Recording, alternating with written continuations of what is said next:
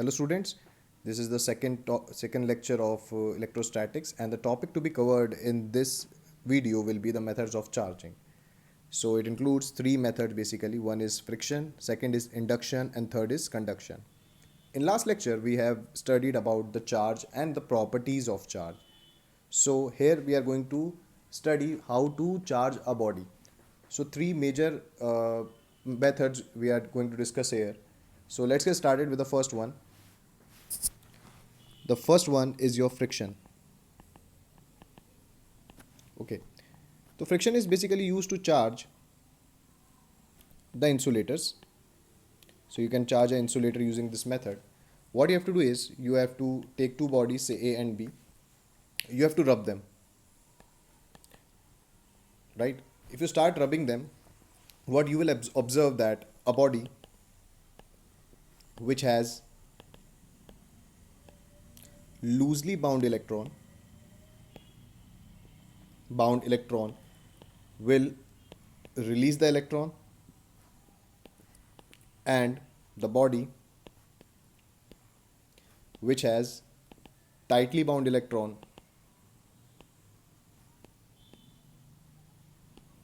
will gain the electron. What does that mean? So if a body A don't have a tightly bound electron, what A will do? A will release the electron.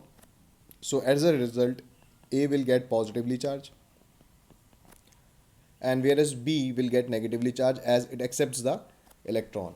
And we can say the mass of B will generally slightly increase and the mass of A will slightly decrease, as we have discussed in the properties of charge. So we have seen this method is basically used. It is not actually used. It is seen everywhere. When you touch the handle of your door, you will get a shock. So that is perfect example of what friction. Because you keep when you walk, you keep rubbing your slipper to the ground. As a result, you get a charge, and the charge wants to go inside the earth. So what it does is, whenever you touch anything, the charge is will try to jump into the other body, and this by doing so, it can go directly inside the earth. So this we have seen in our basic life. So the second topic will be here, or conduction. So conduction is basically, it is used to charge the conductors. As the name suggests, conduction. So it is used to charge the conductors. So what you have to do in conduction, we have to make a small assumption that the conductors we are taking, the conductors we are taking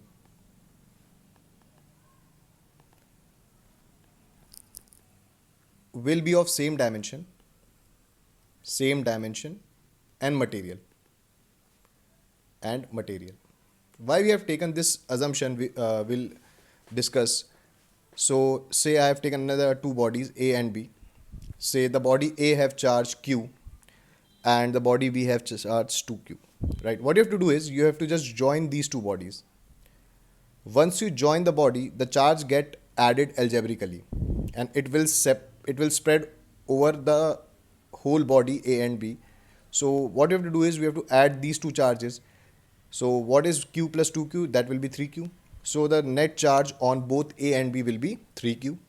Now if we separate body A and body B, so the charge will get distributed equally. That will be, say this is 3Q by 2 and this will be 3Q by 2. So initially the charge was Q and finally the charge was 3Q by 2. So charge has changed. You can charge a neutral body as well. Let's take an example. Say a body A, there is a body B.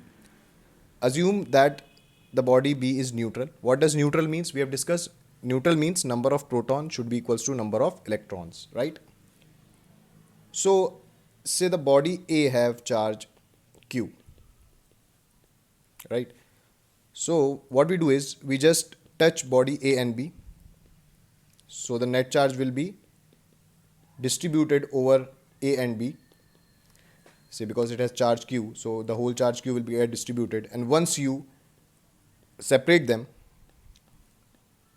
what we'll have, this A will have q by 2 charge, and this B will have again what, q by 2 charge. You can see the B was initially neutral, and now the B has acquired a charge of q by 2.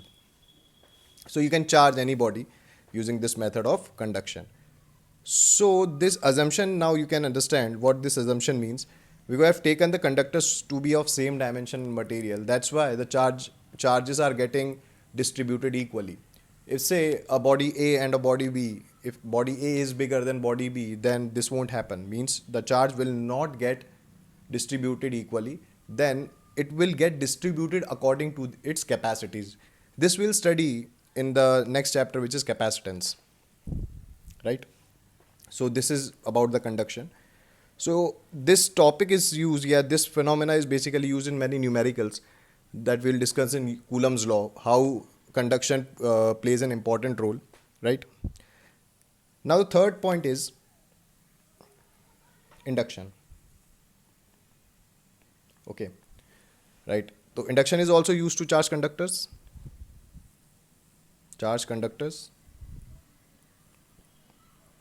Right? What you have to do is, let's take a body A and a body B.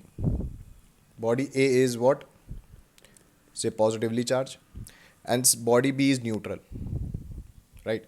Now, what you have to do is you have to take the body A near B. So, if a body A comes near B, what will happen? Again, I've told you neutral body means number of protons should be equals to number of electron. So the body B, what will happen in body B? The electrons will come near the positively charged, as the positive charge attracts electrons. So negative charge will accumulate in this surface, and the positive charge being repelled by this positive charge will accumulate on the other surface, the surface which is far from the body A. As a result, you can see the body A and body B will attract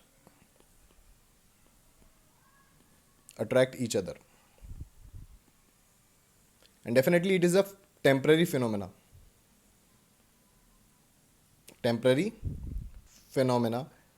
Why is this so?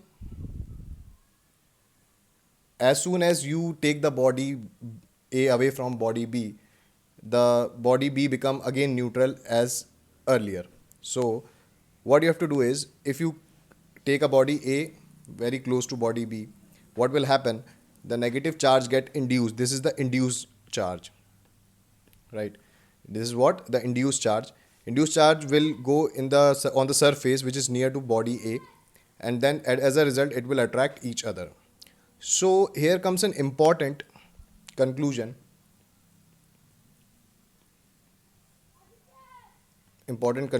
That repulsion is the shortest of electrification. What does that mean? Means if two bodies are attracting each other, it doesn't mean that they both have charges.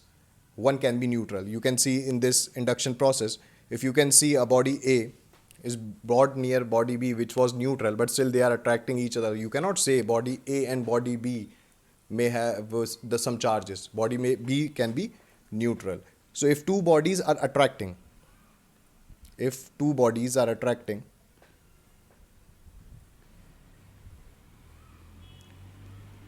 that doesn't mean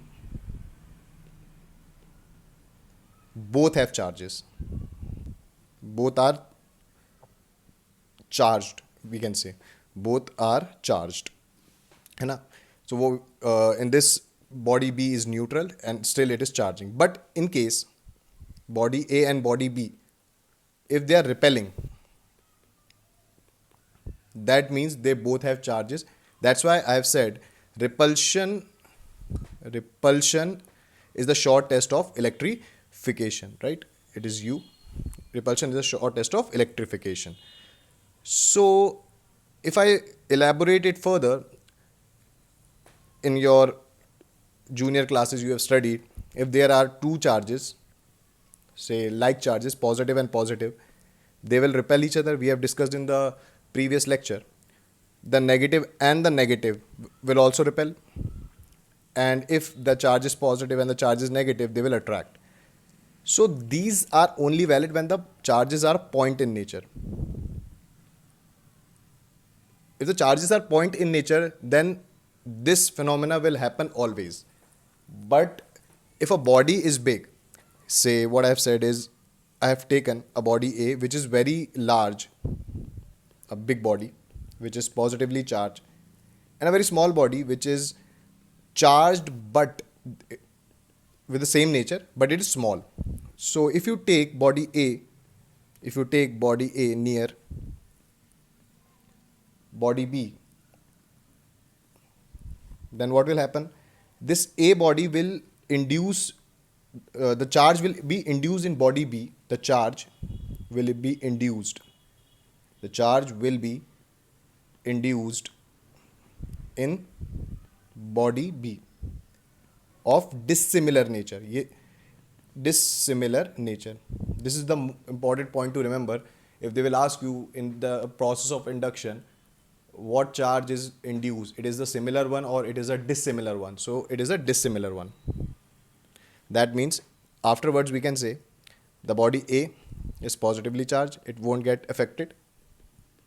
But the body B, the negative charge will come in this surface and the positive charge will come on the outer surface, and then they will attract each other.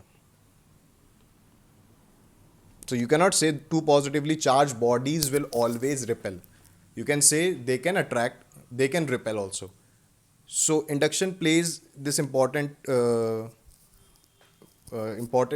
plays an important role in this type of concept, right? Hope you understand this topic.